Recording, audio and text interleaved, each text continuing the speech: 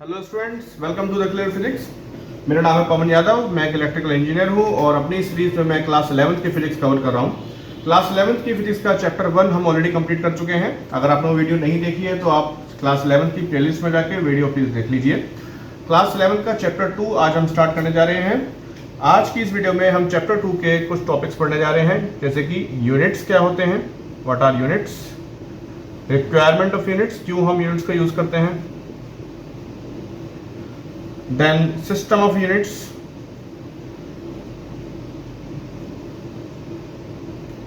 and measurement of length।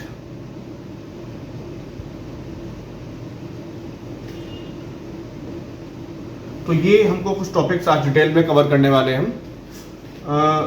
सबसे पहले हम देखते हैं कि यूनिट्स होते क्या हैं। तो यूनिट्स क्या है, किसी भी फिजिकल क्वांटिटी को मेजर करने के लिए हमको यूनिट्स की जरूरत पड़ती है। लेकिन सबसे पहले आपको पता होना चाहिए कि what is physical quantity. Physical quantity क्या होती है? तो फिजिकल क्वांटिटी का मतलब कोई भी वो चीज जिसको हम मेजर कर सकते हैं, कोई भी वो चीज जिसकी कुछ वैल्यू होती है, उसको हम बोलते हैं फिजिकल क्वांटिटी। जब हम मेजर करेंगे तभी हम उसकी वैल्यू बता पाएंगे। जैसे कि लेंथ, हम लेंथ को मेजर कर सकते हैं, टाइम को मेजर कर सकते हैं, मास को मेजर कर सकते हैं, टेम्परेचर को मेजर कर सकते हैं, ओके हम वेट को मेजर कर सकते हैं, हम ग्रेविटी को मेजर कर सकते हैं, जितनी भी चीज़ें आप सब देख रहे हैं, हम डेंसिटी को मेजर कर सकते हैं, हम वॉल्यूम को मेजर कर सकते हैं, हम एरिया को मेजर कर सकते हैं। तो बहुत सारे एग्जांपल्स हैं। ये सभी चीज़ें क्या है, ये सभी चीज़ें एक फिजिकल क्वांटिटी है, क्योंकि इन सबको हम मेजर कर सकते हैं। और हम क्या मेजर नहीं कर सकते? तो हम मेजर नहीं कर सकते ट्रस्ट को, हम मेजर नहीं कर सकते लव को, हम मेजर नहीं कर सकते एंगर को, ये सब चीजें हम मेजर नहीं कर सकते। तो इसका मतलब ये फिजिकल क्वांटिटी नहीं है। ओके, तो फिजिकल क्वांटिटी की डेफिनेशन सिंपल क्या हुई? Anything which can be measured और anything which is having some value. Okay, जिसकी कुछ वैल्यू है, न्यूमेरिकल वैल्यू है, उसको हम बोलेंगे फिजिकल क्वांटिटी। अब किसी भी फिजिकल क्वांटिटी को मेजर करने के लिए हमको जरूरत पड़ती है यूनिट्स की। यूनिट क्या होता है? यूनिट ये बताता है कि किसी भी फिजिकल क्वांटिटी की जो वैल्यू है वो एक्चुअली कितनी पावरफुल वैल्यू है, उसकी कितनी पावर है। फॉर एग्जांपल, अगर मैं लेंथ मेजर कर रहा हूं, तो मैंने अगर आपको बोला कि दो ऑब्जेक्ट्स के बीच की या दो पॉइंट्स के बीच की लेंथ जो है 50 है। अब 50 से आपको कुछ भी पता नहीं रहेगा, 50 तो खाली उसकी न्यूमेरिकल वैल्यू है। आपको 50 से कुछ भी अंदाजा नहीं लग पाएगा कि दो पॉइंट्स के बीच का डिस्टेंस कितना है, कितनी लेंथ है इनके बीच की। ओके, लेकिन अगर मैं इसके आगे सेंटीमीटर लगा दूं तब आपको पता लग जाएगा कि भाई इतना डिस्टेंस इनके दो पॉइंट्स के बीच का है। अगर मैं मीटर लगाऊं तो अलग हो जाएगा, इससे बड़ा डिस्टेंस होगा। अगर मैं किलोमीटर लगाऊं तो और बड़ा हो जाएगा। ओके, तो आप देख रहे हैं, अगर मैं माइल लगाऊं तो और बड़ा हो जाएगा। तो आप देख रहे हैं कि सेंटीमीटर, मीटर, मिलीमीटर, जैसे ही मैंने यूनिट को चेंज किया तो सारी की सारी लेंथ एकदम चेंज हो गई है। ओके, दो पॉइंट्स के बीच की दूरी अगर मैं बताऊंगा तो मेरे को यूनिट बताना जरूरी होगा, बिना यूनिट के लेंथ का कोई मीनिंग नहीं रहेगा। ओके, तो इसका मतलब यूनिट्स, किसी भी फिजिकल क्वांटिटी को अगर मेरे को मेजर करना है तो मेरे को दो चीजों की आवश्यकता पड़ेगी। एक तो होगी उसकी वैल्यू, जिसको हम फिजिक्स की लैंग्वेज में बोलते हैं मैग्नीट्यूड, और दूसरा होगा उसका यूनिट। ओके, तो मैग्नीट्यूड और यूनिट, ये दोनों ही चीजें आपको बतानी, स्पेसिफाई करनी जरूरी है। These both are necessary. किस लिए नेसेसरी है? किसी भी फिजिकल क्वांटिटी को मेजर करने के लिए। अगर हमको बताना है किसी को कि यहाँ से आपके स्कूल से घर जाने तक का टाइम इतना लगता है, तो आप टाइम, अगर आप उसको सिंपल बोल देते कि मेरे को 60 टाइम लगता है, तो 60 से कुछ स्पेसिफाई नहीं हुआ। 60 के आगे आपको सेकंड लगाना पड़ेगा, 60 सेकंड लगते हैं, 60 मिनट्स लगते हैं, 60 आवर्स लगते हैं, 60 डेज लगते हैं, 60 ईयर्स लगते हैं, वो सब चीजें आपको बतानी पड़ेगी। तो इसलिए विदाउट यूनिट, अगर मैं यूनिट के अलावा, यूनिट के बिना सिर्फ सिंपल 60 बोल दूं तो उसका कोई मीनिंग नहीं निकलेगा। ओके, तो ये है रिक्वायरमेंट ऑफ यूनिट्स। किसी भी फिजिकल क्वांटिटी को मेजर करने के लिए आपको दो चीजों की जरूरत पड़ेगी। नंबर 1 इज मैग्नीट्यूड या वैल्यू, और नंबर 2 उसकी यूनिट। ओके, तो ये हो गया आपका unit. Next, types of unit कौन कौन से होते हैं? तो यूनिट्स को हमने दो पार्ट में डिवाइड कर रखा है। कोई भी यूनिट होगा उसको हमने दो पार्ट में डिवाइड कर रखा है।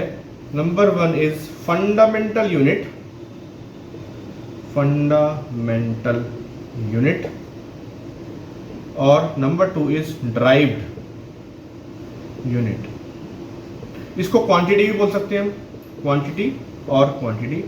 मतलब हम ये भी बोल सकते हैं कि हमने सभी फिजिकल क्वांटिटीज को दो पार्ट में डिवाइड कर रखा है। एक है फंडामेंटल क्वांटिटी, और फंडामेंटल क्वांटिटी को जो हम जिस यूनिट से मेजर करते हैं उसको हम बोलते हैं फंडामेंटल यूनिट। और दूसरी क्वांटिटी हो गई ड्राइव्ड क्वांटिटी, और ड्राइव्ड क्वांटिटी को हम जिस यूनिट से मेजर करते हैं उसको हमने नाम दिया ड्राइव्ड यूनिट। अब ये फंडामेंटल और ड्राइव्ड का क्या चक्कर है, क्या डिफरेंस है इन दोनों के अंदर? तो फंडामेंटल यूनिट्स या फंडामेंटल क्वांटिटीज वो क्वांटिटीज हैं या वो यूनिट्स हैं जो किसी दूसरे यूनिट से मिलके नहीं बने हैं, जो अपने आप में ही एक अपना यूनिट है। और ड्राइव्ड क्वांटिटी या ड्राइव्ड यूनिट्स वो हैं जो इन फंडामेंटल क्वांटिटीज से मिलके बने हैं।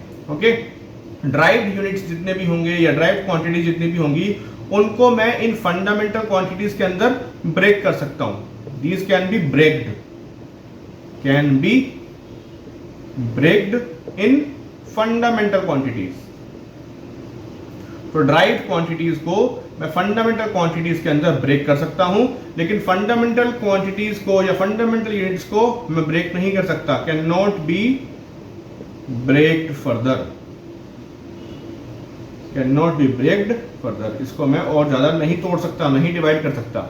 ओके, तो फंडामेंटल और ड्राइव्ड का डिफरेंस आपको समझ आ गया। फंडामेंटल क्वांटिटीज या फंडामेंटल यूनिट्स वो यूनिट्स हैं जो किसी और यूनिट से मिलके नहीं बने हैं, और ड्राइव्ड यूनिट या ड्राइव्ड क्वांटिटी वो क्वांटिटीज है जो फंडामेंटल क्वांटिटीज से मिलके बनी है। ओके, अब हम देखते हैं कि फंडामेंटल क्वांटिटीज या फंडामेंटल यूनिट्स में कौन कौन से यूनिट्स आते हैं। तो इसको हम देखते हैं।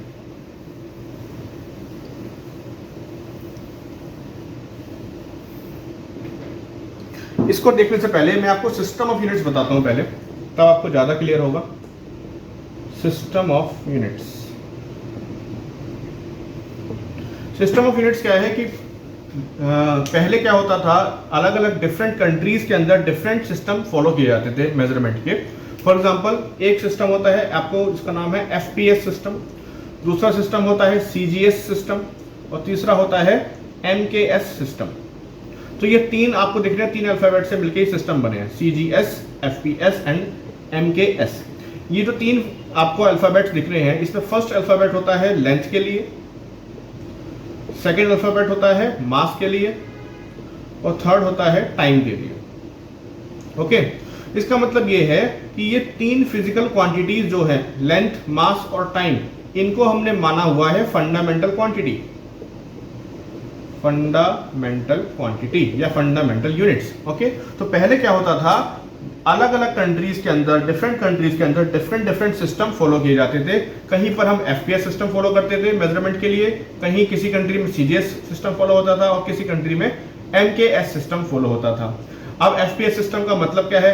एफपीएस सिस्टम का मतलब ये है कि ऐसा कोई सिस्टम जिसके अंदर हम लेंथ को मेजर करेंगे फुट के अंदर, फुट एक यूनिट है मेजर करने का, लेंथ मेजर करने का, और मास को मेजर करेंगे हम पाउंड के अंदर, और टाइम को मेजर करेंगे सेकंड के अंदर। ओके, तो इसका मतलब बन गया एफ, पी एंड एस, इसलिए इसको बोलते हैं एफपीएस सिस्टम। नेक्स्ट जो आपका सिस्टम है सीजीएस सिस्टम, इसके अंदर क्या है आपको बताया मैंने, फर्स्ट अल्फाबेट होता है लेंथ के लिए, सेकंड मास के लिए, और थर्ड टाइम के लिए।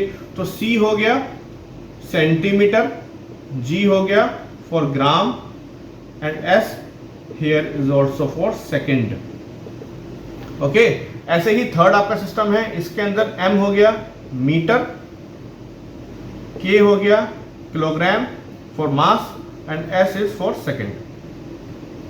ओके, तो इस तरीके से आपके पास तीन सिस्टम ऑफ यूनिट्स हैं, FPS, CGS and MKS. FPS system के अंदर हम लेंथ मेजर कर रहे हैं फुट के अंदर, मास मेजर कर रहे हैं पाउंड के अंदर, और टाइम मेजर कर रहे हैं सेकंड्स के अंदर। Next CGS system of unit, इसके अंदर हम सेंटीमीटर के अंदर मेजर कर रहे हैं लेंथ, ग्राम के अंदर मेजर कर रहे हैं मास, और सेकंड्स के अंदर टाइम मेजर कर रहे हैं। और थर्ड जो सिस्टम है एमकेएस, इसमें मीटर, किलोग्राम एंड सेकंड के अंदर हम तीनों चीजें मेजर कर रहे हैं। तो इस तरीके से आपके पास तीन सिस्टम बन गए।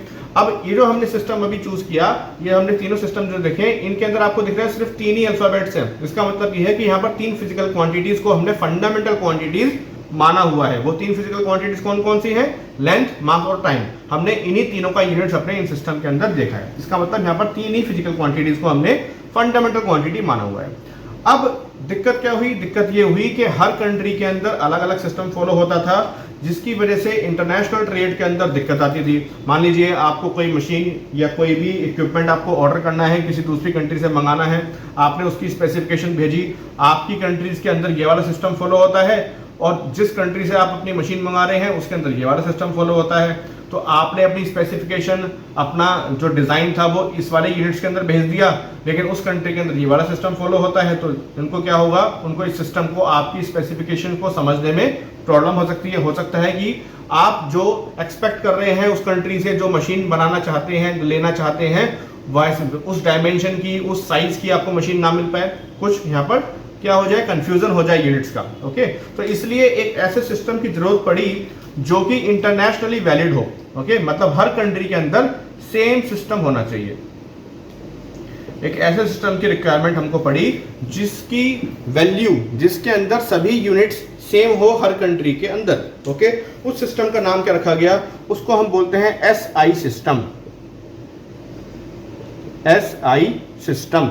ओके, SI सिस्टम का मतलब क्या है, इसकी फुल फॉर्म है system international. System international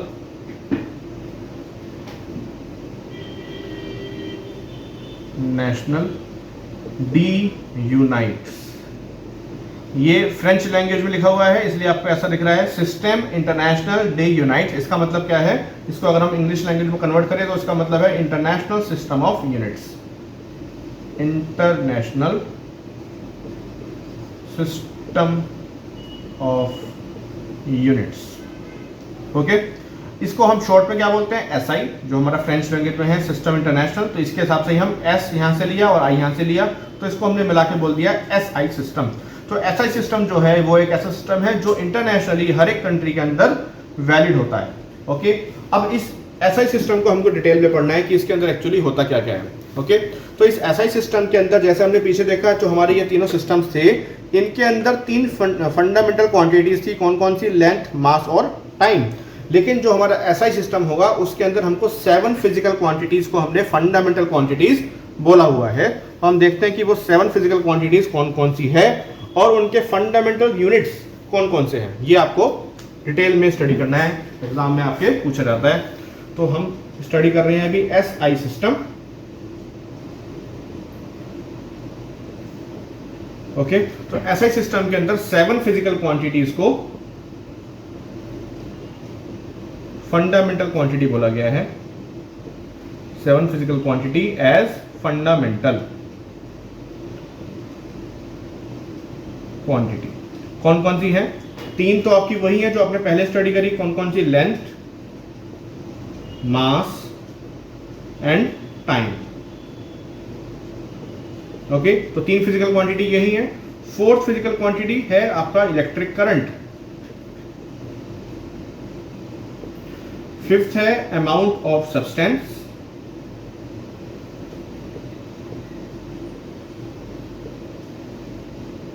6th है टेम्परेचर।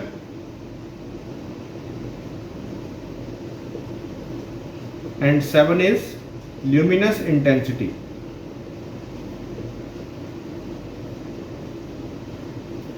तो इस तरीके से आप देख रहे हैं 7 फिजिकल क्वांटिटीज को हमने फंडामेंटल क्वांटिटीज बोला है।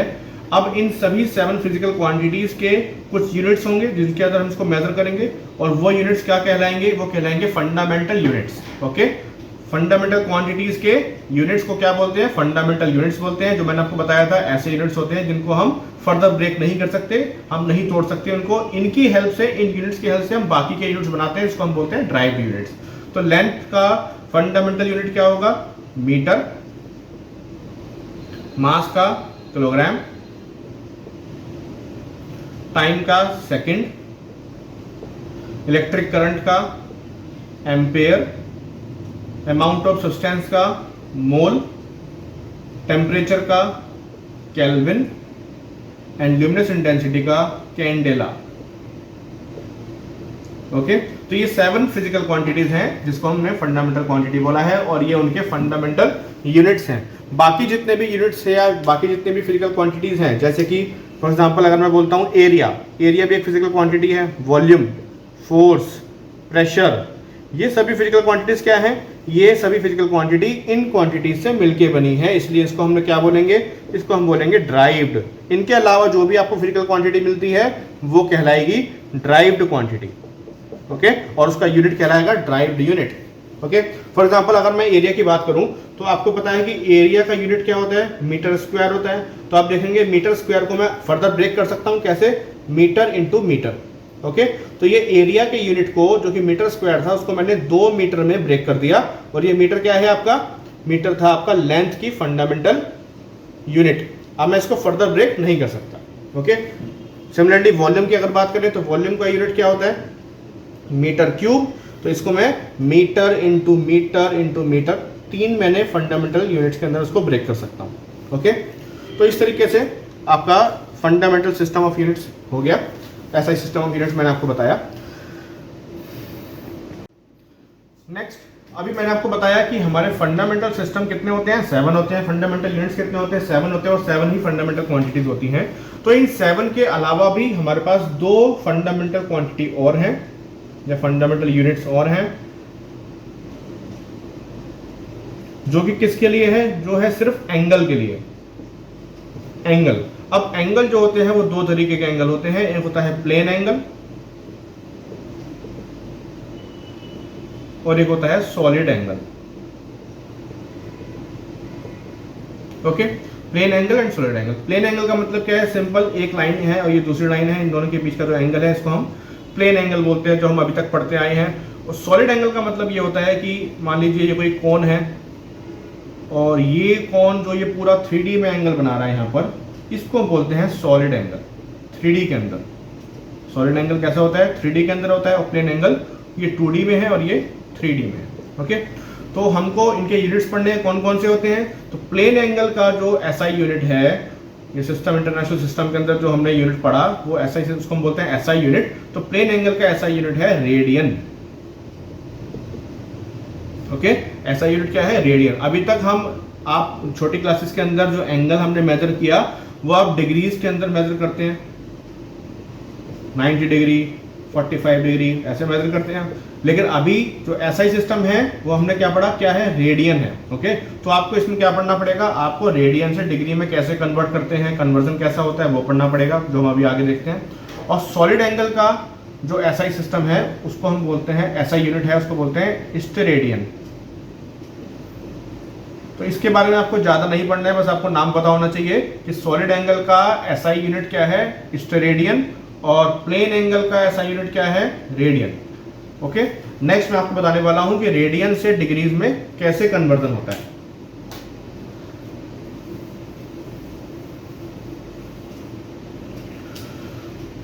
तो आप देखिए कि ये एक सर्कल है, इस सर्कल के अंदर आपको पता है कि अगर आप एक पूरा सर्कल कंप्लीट करते हैं तो आप 360 डिग्री का एंगल कवर कर लेते हैं। ओके, हाफ सर्कल अगर कंप्लीट करते हैं तो 180 डिग्री का एंगल कवर करते हैं।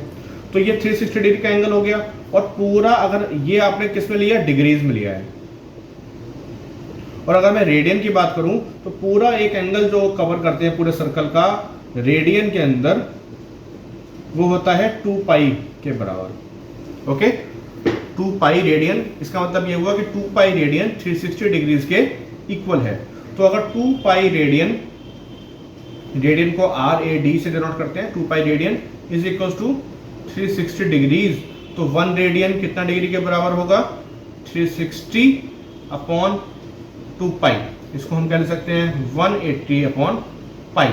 तो ये आपके पास रिलेशन आ गया कि 1 radian is equal to 180 degree upon pi. अगर आपको कुछ भी रेडियन दे रखा है, कुछ आपको वैल्यू दे रखी है कि 50 रेडियन को कन्वर्ट करिए, 50 रेडियन को कन्वर्ट करिए डिग्रीज में, तो आपको पता है 1 रेडियन इज इक्वल टू इतना डिग्री, तो 50 radian is equal to 180 upon pi into 50 करके आप निकाल सकते हैं। ओके, इसका इनवर्स रिलेशन भी आप देख सकते हैं। अभी हमने देखा कि 1 रेडियन कितना डिग्री के इक्वल होता है, इसका उल्टा कैसे होगा, इसका उल्टा ऐसे कर सकते हैं आप, 360 degrees is equal to 2 pi radian, then 1 degree is equal to 2 pi upon 360, तो आपको मिल जाएगा पाई अपॉन 180 डिग्री। तो आप देख रहे हैं इसका जस्ट उल्टा हो गया है, 1 radian is equal to 180 upon pi degree and 1 degree is equal to pi upon 180 radian. तो कुछ वैल्यूज आपको रिमेंबर करनी पड़ेंगी, जैसे कि अगर हमने देखा 1 degree is equal to pi upon 180 degree है, तो अगर आपको निकालना हो 90 डिग्री कितना रेडियन के इक्वल होगा, तो 90 डिग्री के लिए हम क्या करेंगे, इसको 90 से मल्टीप्लाई कर देंगे। तो अगर मैं इसको 90 से मल्टीप्लाई करता हूँ तो क्या आएगा, पाई अपॉन 180 इंटू 90, तो आप देखेंगे ये आपके पास क्या बच जाएगा, पाई बाई 2 बच जाएगा। ओके, तो 90 डिग्री का मतलब पाई बाई 2 रेडियन के इक्वल होता है। नेक्स्ट 180 डिग्री, 180 डिग्री को कन्वर्ट करने के लिए मैं पाई बाई 180 को 180 से मल्टीप्लाई करूंगा, तो आपके पास क्या आ गया, पाई आ गया। इसका मतलब 180 डिग्री पाई रेडियंस के इक्वल होता है। नेक्स्ट 270 डिग्री, 270 डिग्री के लिए मैं 270 से मल्टीप्लाई करूंगा, तो क्या आएगा, पाई बाई 180 इंटू 270। तो आप देखेंगे क्या आ रहा है यहाँ पर, ये कैंसिल हो जाएगा और आपके पास फाइनली क्या बचेगा, आपके पास बच जाएगा 3 पाई बाई 2।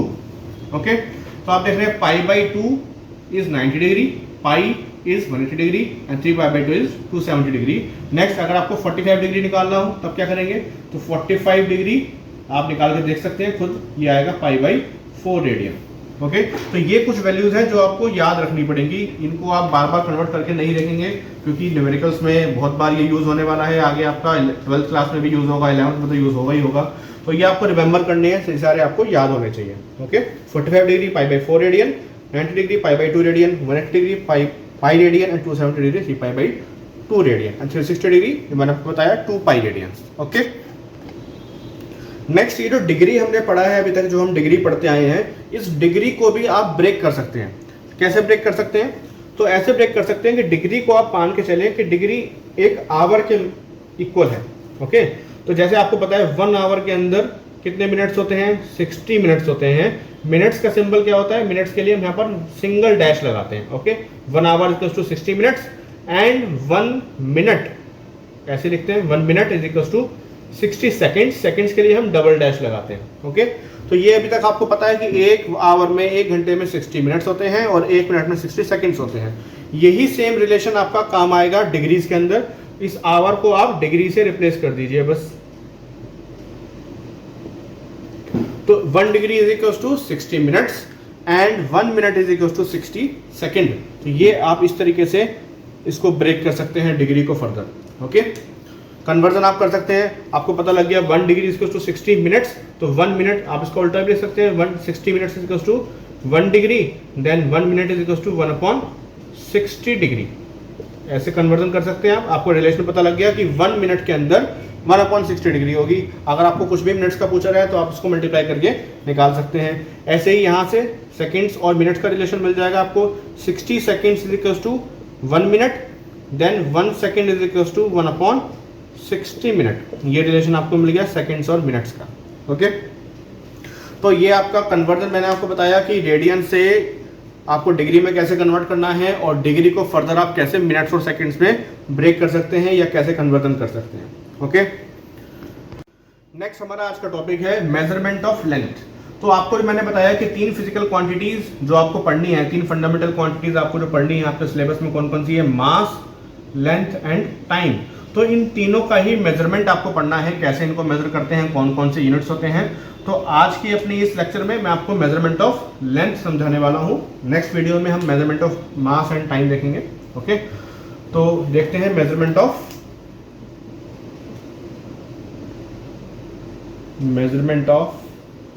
लेंथ। तो लेंथ को मेजर करने के 2 तरीके आपके सिलेबस में बताए गए हैं। एक बड़े से बड़े लेंथ को कैसे मेजर करें और दूसरा छोटे से छोटे लेंथ को कैसे मेजर करें। तो बड़े से बड़े लेंथ में क्या आएगा, डिस्टेंसेस बिटवीन प्लैनेट्स। बहुत बड़े बड़े प्लैनेट्स हैं, उनके बीच में हम कैसे लेंथ को, उनके बीच का डिस्टेंस कैसे मेजर करें, या distance between sun and planet, या प्लैनेट एंड सैटेलाइट, जैसे अर्थ और अर्थ के सैटेलाइट क्या है, मून है, तो अर्थ और मून के बीच में जो डिस्टेंस है उसको कैसे मेजर करें। नेक्स्ट सबसे छोटा डिस्टेंस क्या होगा, मॉलिक्यूलर साइज। एक मॉलिक्यूल का साइज को कैसे हम मेजर कर सकते हैं, वो आपको एक तरीका बताया गया है आपके सिलेबस में। तो ये आपको 2 चीजें पढ़नी है। तो हम एक एक करके स्टार्ट करते हैं। सबसे पहले हम पढ़ेंगे ये बड़ा वाला, कि बड़े डिस्टेंसेस को हम कैसे मेजर करें। तो उसके लिए आपके सिलेबस में एक मेथड बताया गया है जिसका नाम है पैरेलैक्स मेथड। पैरेलैक्स मेथड, पहले आप पैरेलैक्स का मीनिंग समझिए कि पैरेलैक्स एक्चुअली होता क्या है। तो आप देखेंगे कि अगर आपने अपनी एक आई को, ये आपकी 2 आईज हैं, ठीक है, मान लीजिए आपकी 2 आईज हैं, आपने अपनी एक आई को क्लोज कर दिया और एक आपने सामने आपने कोई पॉइंट चूज कर लिया, ये एक पेन आपने सामने रख लिया, आपने इस वाली आई से आप इस पेन को देख रहे हैं, ओके। अब इस पेन की पोजीशन को चेंज आपने नहीं किया और अपनी इस वाली आई को क्लोज कर लिया और इस वाली आई से आपने देखना स्टार्ट किया, तो आप देखेंगे कि जब आपने इस वाली आई से देखा था और जब आप इस वाली आई से देख रहे हैं तो आपको इस पेन की या जो भी पॉइंट आप देख रहे हैं उसकी पोजीशन में थोड़ा सा शिफ्ट दिखाई देगा, थोड़ा सा चेंज दिखाई देगा।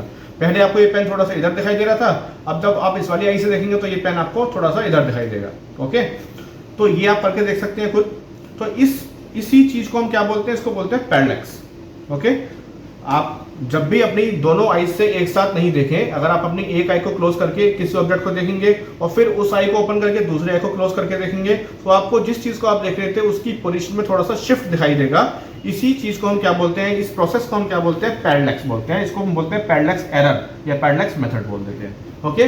तो इसी चीज को हम यूज करके, पैरेलैक्स मेथड को यूज करके दो बहुत ही ज्यादा जो डिस्टेंट पर ऑब्जेक्ट है उनके बीच का डिस्टेंस हम मेजर कर सकते हैं। तो कैसे मेजर कर सकते हैं, आपको सिंपल एक तरीका बता रहे हैं। इसमें मान लीजिए ये कोई ऑब्जेक्ट है और यहां पर आप यहां से इस ऑब्जेक्ट को देख रहे हैं, एक बार आपने यहां से देखा और एक बार आपने यहां से देखा, ओके। आपको ये डिस्टेंस मेजर करना है, इनके बीच का कितना डिस्टेंस है। ये डिस्टेंस जितना होगा उतना ही ये डिस्टेंस भी हम कंसीडर कर रहे हैं, क्योंकि ये ऑब्जेक्ट बहुत दूर है, ये जो डिस्टेंस है ये बहुत ही लार्ज डिस्टेंस है, तो थोड़ा बहुत अगर फर्क पड़ेगा तो उसको हम नेगलेक्ट कर रहे हैं। हम दोनों इन डिस्टेंसेस को इक्वल लेके चल रहे हैं। ये डिस्टेंस भी मान लीजिए आपका डी है और ये भी आपका डी है। अब जिन दो पॉइंट से हमने इस ऑब्जेक्ट को देखा था उनके बीच का डिस्टेंस हमने लेट करा कितना, बी, ओके। तो ये डिस्टेंस हमको मेजर करना है। हमने इस ऑब्जेक्ट का डिस्टेंस मेजर करना है। यहां से हमने इस ऑब्जेक्ट को एक बार इस पोजीशन से देखा, फिर एक बार हमने इस पोजीशन से देखा। इन दोनों पोजीशंस के बीच का डिस्टेंस क्या है, बी है। इस बी को बोलते हैं बेसिस, ओके। और ये जो डिस्टेंस हमको मेजर करना है उसको हमने डी से डिनोट किया है। और ये एंगल हमको पता होना चाहिए, ये हम मेजर कर लेंगे एंगल। इस एंगल को बोलते हैं parallax angle, PARALLAX, parallax angle. इसको हमने थीटा से डिनोट कर दिया। अब आपको ये डिस्टेंस निकालना है डी, हमको ये निकालना है डी या फिर ये निकालना है डी, दोनों इक्वल ही है। तो आपको डी का फॉर्मूला क्या बनेगा, D is equal to B upon theta, okay. D is equal to B upon theta. ये आपके पास फॉर्मूला आ गया किस चीज के लिए, ये डिस्टेंस डी निकालने के लिए। क्या है ये formula, B upon theta. B क्या है, बेसिस। बेसिस का मतलब क्या था, वो दो पॉइंट्स के बीच की दूरी जहां से हम इस ऑब्जेक्ट को देख रहे हैं। और थीटा क्या था, थीटा पैरेलैक्स एंगल था। ये एंगल यहाँ पर जो सबटेंड हो रहा है दोनों पॉइंट्स के बीच का, उसको हम बोलते हैं पैरेलैक्स एंगल, ओके। तो ये बहुत ही सिंपल मेथड था, इससे हम दो ऑब्जेक्ट्स के बीच का डिस्टेंस निकाल सकते हैं। लेकिन कहाँ पर यूज करते हैं इसको हम, जहाँ पर वेरी लार्ज डिस्टेंसेस है, जैसे कि सन और प्लेन्स के बीच का या डिफरेंट प्लेन्स के बीच का हमको अगर डिस्टेंस मेजर करना है तब इस मेथड को यूज करते हैं। आप अपने एनसीईआरटी के अंदर देखेंगे आपको कुछ सॉल्व एग्जाम्पल मिलेंगे जिसके अंदर ये आपको सॉल्व एग्जाम्पल की हेल्प से ये मेथड समझा रखा है। आप प्लीज उसको रेफर कीजिएगा, मैं भी आपको अपने नेक्स्ट वीडियो में उसको बताने वाला हूँ। नेक्स्ट मेथड जो है वो है आपका बहुत ही स्मॉल डिस्टेंसेस को मेजर करने के लिए, जैसे कि मैंने आपको बताया था मॉलिक्यूलर साइज को मेजर करने के लिए। तो इस मेथड को प्लीज ध्यान से समझिएगा। तो इस मेथड में हमने क्या किया, हमने यूज किया है ओलिक एसिड का, OLEIC, ओलिक एसिड का।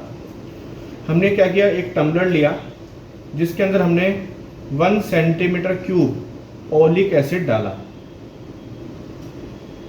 ओके। और यहां से क्या डाला, इसमें हमने मिक्स किया अल्कोहल और इस पूरे सॉल्यूशन को हमने बना दिया 20 सेंटीमीटर क्यूब। मतलब 1 सेंटीमीटर क्यूब इसके अंदर क्या है, ओलिक एसिड है, और बाकी का जो 19 सेंटीमीटर क्यूब है वो क्या है, अल्कोहल है। और पूरे सॉल्यूशन का वॉल्यूम कितना हो गया, 20 सेंटीमीटर क्यूब इसका वॉल्यूम हो गया। नेक्स्ट हमने क्या किया, हमने इस सॉल्यूशन का 1 सेंटीमीटर क्यूब वॉल्यूम लिया,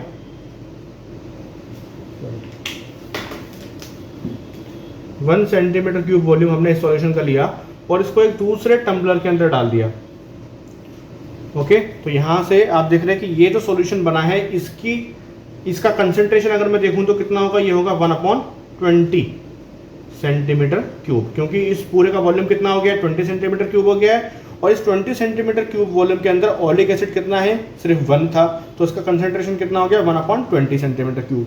तो ये 1/20 सेंटीमीटर क्यूब वाले कंसंट्रेशन का हमने 1 सेंटीमीटर क्यूब यहाँ से उठाया फिर से और इस टम्बलर के अंदर डाला, और इसके अंदर फिर से हमने क्या मिला दिया, एल्कोहल मिला दिया, और फिर से हमने इसको बना दिया कितना 20 सेंटीमीटर क्यूब कर दिया। ओके, तो अब जो आपको ये सॉल्यूशन मिला इसका कंसंट्रेशन कितना हुआ 1/20, तो पहले ही हो गया था, और क्योंकि हमने फिर से अल्कोहल मिला के इसको 20 करा दिया है तो ये हो गया 1/20 इंटू 20 सेंटीमीटर क्यूब। ये कंसंट्रेशन का आपको एक सॉल्यूशन मिल गया। अब एक और हमने टम्बलर लिया है और इसके अंदर हमने लिया है वाटर, और एक पाउडर हमने इसके अंदर स्प्रिंकल किया है जिसको बोलते हैं लाइकोपोडियम पाउडर, लाइकोपोडियम पाउडर हमने इसके अंदर स्प्रिंकल किया है। ओके, और ये जो सॉल्यूशन हमारा बना था इसमें से हमने ड्रॉपर से कुछ ड्रॉप्स इसके अंदर डाली। कितनी ड्रॉप्स डाली, मान लीजिए n ड्रॉप्स हमने इस सॉल्यूशन के अंदर डाली है। अब जैसे ही आप इसकी कुछ ड्रॉप्स यहाँ पर डालेंगे तो ये जो सॉल्यूशन था ये एक सोपी सॉल्यूशन होता है। जो ओलिक एसिड होता है ये एक सोप जैसा सॉल्यूशन होता है, सोपी सॉल्यूशन होता है। तो ये क्या करेगा, जैसे आप यहाँ पर डालेंगे तो ये अपना एक ऐसा लेयर बना लेगा। ओके, और जैसे ये लेयर बनाएगा इस लेयर का आपको एरिया मेजर कर लेना है। ओके, इस लेयर का आपको एरिया मेजर करने लाए, तो आपके पास दो चीज आ गई, एक तो इसका एरिया हो गया और एक आपको ये पता लग गया कि ये जो आपने ड्रॉप्स डाली है वो कितनी ड्रॉप्स डाली है, n ड्रॉप्स डाली है। ओके, अब हमको क्या करना है, आपको पता है कि वॉल्यूम जो है होता है, वॉल्यूम को हम तोड़ सकते हैं कैसे, volume is equals to area into thickness या लेंथ, ऐसे करके इसको हम ब्रेक कर सकते हैं। ओके, और यहाँ पे भी हम वही चीज करने जा रहे हैं। ये जो लेयर बनी है आपके सोप सॉल्यूशन की, इसकी थिकनेस हमने लेट कर ली कितनी है, टी इसकी थिकनेस है। तो टी थिकनेस इसकी हो गई, तो हमारे पास यहाँ पर क्या फॉर्मूला बन जाएगा, volume V is equals to area A into thickness. तो यहाँ से अगर हम थिकनेस निकालेंगे तो क्या आ जाएगा, V/A, ये आपके पास फॉर्मूला बन जाएगा। अब एरिया तो हमने मेजर कर लिया, लेकिन कितनी वॉल्यूम, ये सोप सॉल्यूशन जो आपने सॉल्यूशन लिया था, ये इसका कितना वॉल्यूम आपने यहाँ डाला है वो कैसे पता लगाएंगे, उसको पता लगाने के लिए हमारे पास है कि NV, आपके पास वॉल्यूम ऑफ 1 ड्रॉप है, कितना, वॉल्यूम ऑफ 1 ड्रॉप आपको पता है क्योंकि ड्रॉपर तो आपने ही चूज किया है, तो 1 ड्रॉप कितनी वॉल्यूम की निकलेगी वो आपको पता है, कितना V हो जाएगा। तो आपने n ड्रॉप्स डाली है तो वॉल्यूम ऑफ n ड्रॉप्स कितना हो जाएगा, ये हो जाएगा NV। और आपको पता था इस सॉल्यूशन का कंसंट्रेशन कितना है, तो इस सॉल्यूशन के अंदर कितना ओलिक एसिड है वो आप कैसे निकालेंगे, वॉल्यूम ऑफ ओलिक एसिड, वो कैसे निकालेंगे, उसके लिए आप टोटल वॉल्यूम को कंसंट्रेशन से मल्टीप्लाई करेंगे। ये आप केमिस्ट्री में पढ़ेंगे कि अगर आपको किसी का वॉल्यूम निकालना है तो हम उसकी वॉल्यूम को, टोटल सॉल्यूशन की वॉल्यूम को हम उसकी कंसंट्रेशन से मल्टीप्लाई कर देते हैं। तो यहाँ पर हमको वॉल्यूम ऑफ ओलिक एसिड निकालना है, तो हम क्या करेंगे, टोटल सॉल्यूशन, टोटल आपने कितना वॉल्यूम निकाला, इसमें से NV वॉल्यूम निकाला, NV मल्टीप्लाइड बाई इसकी कंसंट्रेशन, ये आपके पास ओलिक एसिड का वॉल्यूम आ गया। मतलब इस सॉल्यूशन में से कितना ओलिक एसिड आपने यहाँ पर इस वाटर के अंदर डाला है। ओके, अब हम यहाँ पर इस वॉल्यूम को पुट कर देंगे, तो फाइनली आपके पास जो फॉर्मूला बनेगा वो क्या आ जाएगा, वो आ जाएगा 1/NV/20 इंटू 20 इंटू A। ये आपके पास थिकनेस निकल के आ जाएगी। और यहाँ पर हमने ये माना है, ऐसा हमने लेट किया है कि ये जो लेयर बनेगी ये सिंगल मॉलिक्यूलर लेयर बनेगी, मतलब ये लेयर है इसके अंदर सिर्फ एक ही मॉलिक्यूल है। तो जो थिकनेस आपके पास निकल के आई है, इसका मतलब वो थिकनेस किसके इक्वल होगी, वो इस मॉलिक्यूल के डायमीटर के इक्वल होगी। ओके, जैसे मान लीजिए ये कोई लेयर है, ये एक लेयर बन गई है इस वाटर के ऊपर, और ये डिफरेंट मॉलिक्यूल्स हैं। ओके, मतलब इस लेयर के अंदर सिर्फ एक ही मॉलिक्यूल है, सिंगल मॉलिक्यूलर लेयर है। अगर इस लेयर के अंदर बहुत सारे मॉलिक्यूल्स होते तब आप ये नहीं बोल सकते थे कि ये जो थिकनेस है ये मॉलिक्यूलर डायमीटर के बराबर है, लेकिन क्योंकि इस लेयर के अंदर सिर्फ एक ही मॉलिक्यूल हमने लेट किया है तो हम ये बोल सकते हैं कि जो थिकनेस आएगी ये किसके इक्वल होगी, ये इस मॉलिक्यूल के डायमीटर के इक्वल होगी। ओके, तो ये हम यहाँ से निकालेंगे, तो ये अप्रोक्सीमेटली जो आपका निकल के आता है वो 10⁻⁹ मीटर के अप्रॉक्स आपका निकल के आता है। ओके, तो ये मेथड आपको थोड़ा सा याद रखना है, कैसे कैसे क्या क्या हमने किया है। पहले हमने 1 सेंटीमीटर क्यूब ओलिक एसिड लिया, फिर हमने उसमें अल्कोहल मिक्स किया और पूरे सॉल्यूशन को हमने बना दिया कितना, 20 सेंटीमीटर क्यूब। तो इसकी कंसंट्रेशन कितनी हो गई, 1/20 सेंटीमीटर क्यूब हो गई। फिर इसमें से हमने 1 सेंटीमीटर क्यूब को उठाया और हमने फिर से अल्कोहल मिला के इस पूरे सॉल्यूशन को दोबारा 20 सेंटीमीटर क्यूब बना दिया। अब कंसंट्रेशन कितनी हो गई, 1/20 इंटू 1/20 इतनी कंसंट्रेशन हो गई। इसमें से आपने कुछ ड्रॉप्स ड्रॉपर से उठा के वाटर के अंदर डाली। वाटर के अंदर डालने से पहले आपने इसमें क्या मिलाया था, लाइकोपोडियम पाउडर मिलाया था। और जैसे ही आपने ड्रॉप्स डाली तो यहाँ पर क्या हुआ, एक लेयर बन गई। उस लेयर का आपने एरिया मेजर कर लिया A। अब आपने n ड्रॉप्स डाली थी, आपको पता है कि एक ड्रॉप का वॉल्यूम कितना है, V है, n ड्रॉप्स का कितना हो जाएगा, NV हो जाएगा।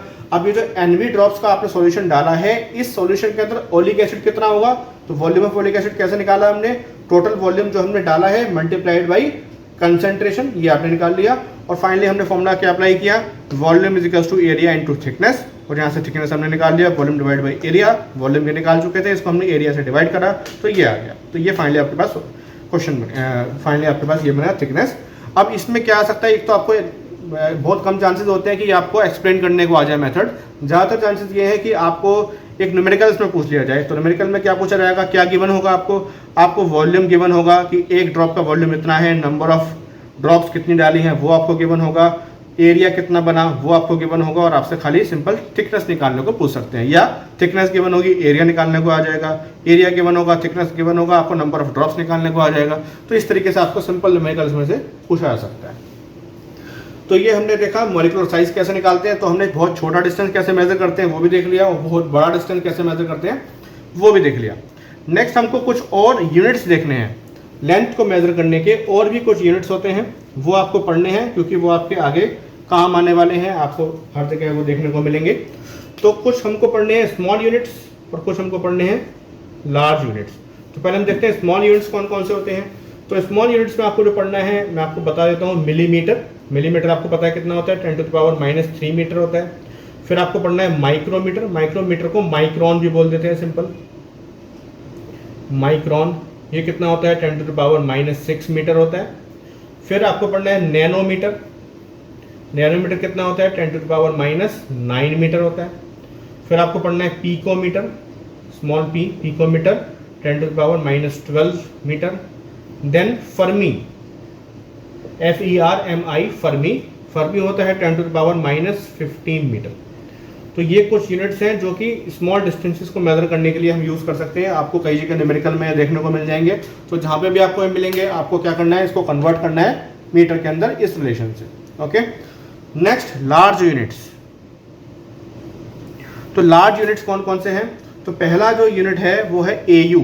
AU का मतलब astronomical unit, astronomical unit. Okay, 1 astronomical unit कितना होता है, वो आपको ध्यान रखना है, 1 AU is equal to 1.496 into 10⁻11 metre. तो इसको अगर हम अप्रॉक्सीमेट लिखें तो ये 1.5 इंटू 10⁻11 मीटर हो जाएगा। Okay, this is 1 astronomical unit. ये एस्ट्रोनॉमिकल यूनिट आपको डिफाइन करने के लिए भी आ सकता है कि डिफाइन कीजिए कि एस्ट्रोनॉमिकल यूनिट होता क्या है। तो आपको क्या बताना है होता क्या है, ये अगर मान लीजिए सन है और ये अर्थ है, तो सन का सेंटर ये है और ये अर्थ का सेंटर है। तो सन से अर्थ के सेंटर के बीच का ये जो डिस्टेंस है, एवरेज डिस्टेंस हमने लिया है, इस एवरेज डिस्टेंस को ही हम बोलते हैं AU। ओके, तो अगर आपको AU या एस्ट्रोनॉमिकल यूनिट डिफाइन करने को आता है तो आप क्या लिखेंगे कि 1 astronomical unit is equal to the average distance between the centre of sun and the centre of earth. Okay, और वैल्यू कितनी होती है इसकी 1.5 इंटू 10⁻11 मीटर इसकी वैल्यू होती है। नेक्स्ट आपको यूनिट पढ़ना है लाइट ईयर। लाइट ईयर, इसको शॉर्ट में LY से डिनोट कर देते हैं, लाइट ईयर। तो लाइट ईयर जैसे आपको नाम से पता लग रहा है, लाइट ईयर मतलब क्या है कि एक ईयर के अंदर अगर आपने यहाँ से लाइट ऑन करी तो ये चलती रहेगी ऐसे लाइट, तो एक साल के अंदर एक पूरा ईयर कंप्लीट होने पर ये कहाँ पहुँचेगी, मान लीजिए यहाँ पहुँची, एक साल तक ये चलती रहे लाइट और एक साल बाद ये यहाँ पहुँची, तो ये जो डिस्टेंस है इसको हम बोलेंगे LY, लाइट ईयर। ओके, तो 1 लाइट ईयर को कैसे डिफाइन करेंगे, 1 light year is equal to the distance travel by the light in vacuum in 1 year. ठीक है, हमने क्या लिया है, वैक्यूम की बात हो रही है यहाँ पर, distance travel by the light in vacuum in 1 year is called 1 light year. और इसकी वैल्यू कितनी होती है, 1 light year is equal to 9.46 into 10⁻15 metre. Okay, ये आपको रिमेंबर करने हैं सारी चीज़ें। 1 लाइट ईयर कितना होता है, 1 AU कितना होता है। ओके, नेक्स्ट थर्ड यूनिट है parsec. Parsec, this is parsec. 1 parsec कैसे डिफाइन करेंगे पहले इसको देखते हैं। तो यहाँ पर एक आर्क हम बनाएंगे, ये आपने पढ़ा होगा मैथ्स के अंदर, ये होता है आर्क, ये हो गया सेंटर और ये कुछ एंगल बन रहा है यहाँ पर। तो ये जो एंगल है, इस एंगल को हमने कितना लिया है, ये एंगल आपका होगा 1 सेकेंड। याद कीजिए मैंने आपको बताया था पीछे 1 सेकेंड को कैसे डिफाइन करते हैं, डबल डैश से। तो दिस इज 1 सेकेंड और ये जो डिस्टेंस आपने लिया है ये होना चाहिए आपका 1 पारसेक। इसको हम बोलेंगे पारसेक जो आपका निकल के आएगा। तो ये पारसेक कब होगा, जब ये डिस्टेंस आपका जो लेंथ ऑफ आर्क है इसको हम लेंगे AU के बराबर। ओके, तो अब इसको दोबारा देखते हैं कि पारसेक क्या है, कैसे डिफाइन करेंगे।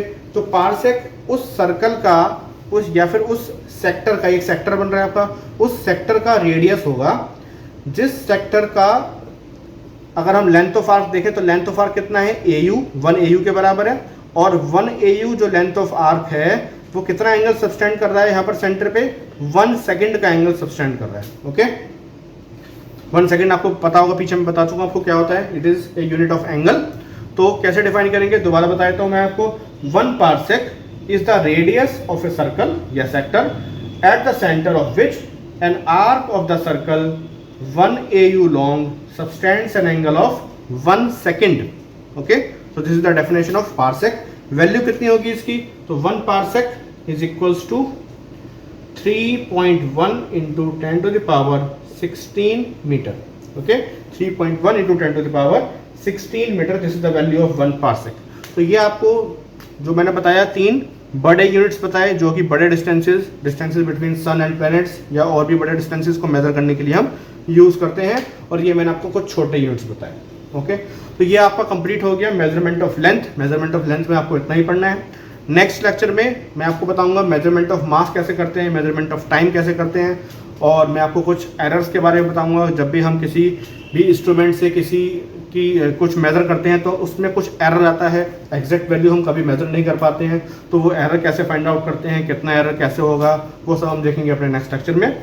आज की इस वीडियो में अगर आपको कुछ डाउट है तो आप मेरे को कमेंट सेक्शन में पूछ सकते हैं। अगर आपको इस वीडियो से कुछ समझ आया है, इस वीडियो को देखने में आपको अच्छा लगा है, तो आप इस वीडियो को लाइक कीजिए, शेयर कीजिए और चैनल को सब्सक्राइब कीजिए। Thank you.